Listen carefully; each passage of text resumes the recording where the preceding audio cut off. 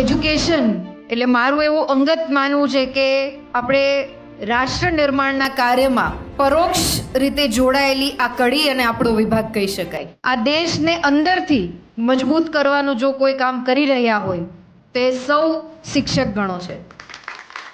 એજ્યુકેશનનો સાચો અર્થ સંસ્કાર સાથેનું શિક્ષણ, ભારતીય વારસો, ભારતીય પરંપરા, આપણું એસેન્સ, આપણા રૂટ્સ, એને આપણે ટુ બી કન્ટિન્યુ આવનારી પેઢીમાં કેવી રીતના એનું નિરૂપણ કરી શકીએ એનું નામ, આખી સિસ્ટમનું નામ છે એજ્યુકેશન.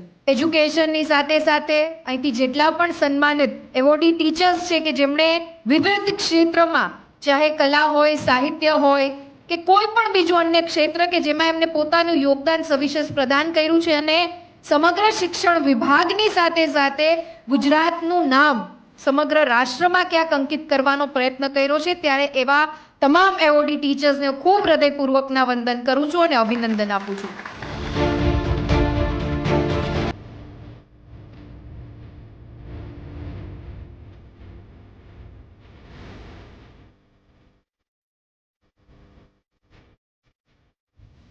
સત્તા, સંપત્તિ અને ઈશ્વર તરફથી મળેલી કોઈ પણ દેન એ બધું ટેમ્પરરી છે, પરમેનન્ટ છે તમારું કેરેક્ટર.